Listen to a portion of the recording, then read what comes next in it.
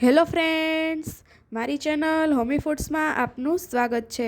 આજે આપણે એકદમ યુનિક રીતે મકાઈનું શાક બનાવવાની રેસીપી જોશું। આ શાક ઘરમાં બધાને ખૂબ જ પસંદ આવશે, તો એકવાર તમે જરૂરથી આ રીતે શાક બનાવવાની ટ્રાય કરજો। તો ચાલો આપણે શાક બનાવવાની શરૂઆત કરીએ। તેના માટે અહીંયા મેં 1 ચમચી જેટલું આદું મરચું લસણ ખાંડીને લીધું છે, અડધો વાટકો માંડવી દાણાનો ભૂકો, અડધો વાટકો ડુંગળીની ગ્રેવી, અડધો વાટકો ટમેટાની ગ્રેવી, 1 વાટકો દહીં અને અડધો વાટકો મકાઈ લીધી છે જે બાફીને લીધી છે। હવે આપણે એક વાસણની અંદર તેલ ગરમ કરવા માટે મૂકી દેશું। અહીંયા તેલનું પ્રમાણ થોડું વધારે રાખ્યું છે મેં, તમે ઈચ્છો તો તમે થોડું ઓછું તેલ પણ નાખી શકો છો। અહીંયા મેં 3 ટેબલસ્પૂન જેટલું તેલ લીધેલું છે।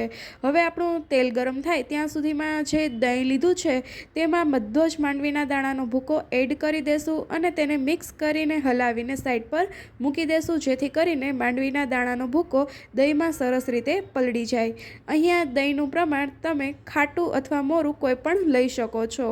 હવે આ દહીંમાં સરસ રીતે માંડવીના દાણાનો ભૂકો મિક્સ થઈ જાય એટલે તેને સાઈડ પર મૂકી દેશું।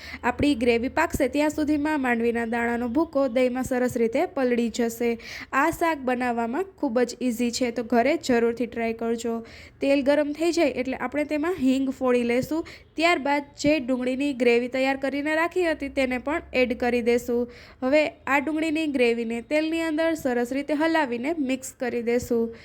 ત્યારબાદ એકાદ મિનિટ બાદ આપણે તેની અંદર અડધી ચમચી જેટલી હળદર એડ કરી દેશું।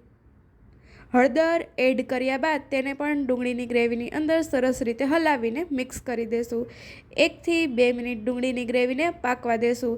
ત્યારબાદ તેની અંદર આદુ મરચાં લસણની પેસ્ટ એડ કરશું।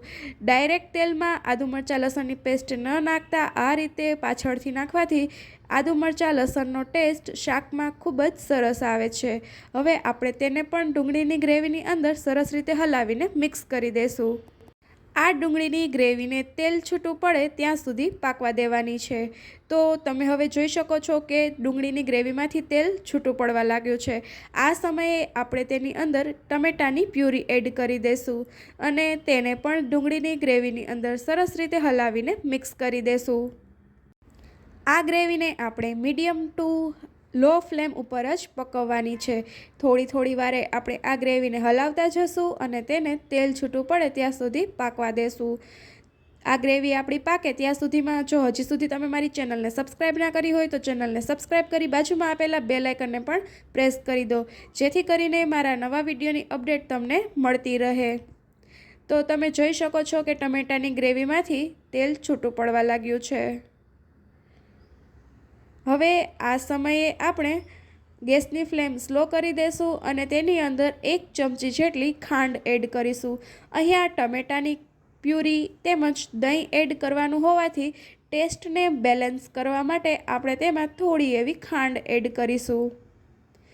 હવે તેને પણ હલાવીને મિક્સ થઈ જાય ત્યારબાદ આપણે તેની અંદર બાકીના બીજા બધા મસાલા એડ કરીશું। બીજા મસાલા એડ કરીએ તે પહેલાં તો આપણે તેની અંદર દહીં અને માંડવીના દાણાનો ભૂકો જે પલાળીને રાખ્યો હતો તેને એડ કરી દઈશું અને તેને ગ્રેવીની અંદર સરસ રીતે હલાવીને મિક્સ કરી દઈશું। હવે અહીંયા માંડવીના દાણાનો ભૂકો હોવાથી આપણે ગ્રેવીને સતત હલાવતા જવાની છે, નહીં તો તે તળિયે બેસી જશે।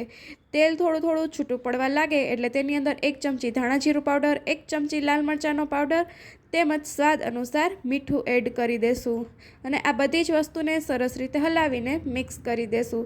ત્યારબાદ તેની અંદર 1 થી અડધી ચમચી જેટલો તીખાનો ભૂકો એડ કરીશું, તેનાથી આ શાકનો ટેસ્ટ ખૂબ જ સારો આવે છે। તેને પણ હલાવીને સરસ રીતે મિક્સ કરી દેશું।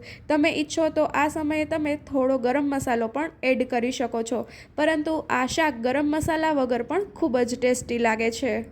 આ ગ્રેવીને મીડિયમ ટુ લો ફ્લેમ ઉપર સતત હલાવતા જશું અને તેલ છૂટું પડે ત્યાં સુધી પાકવા દેશું। અહીંયા માંડવીના દાણાનો ભૂકો છે તેથી હલાવવું ખૂબ જ જરૂરી છે। હવે તેલ છૂટું પડવા લાગે ત્યારબાદ બાફેલી મકાઈના દાણા એડ કરી દેશું અને તેને ગ્રેવીની અંદર સરસ રીતે મિક્સ કરી દેશું। તમે ઈચ્છો તો તમે તેમાં કેપ્સિકમના થોડા ટુકડા પણ એડ કરી શકો છો। તો તમે જોઈ શકો છો કે તેલ છૂટું પડવા લાગ્યું છે। તો આપણું આ શાક સર્વ કરવા માટે તૈયાર છે.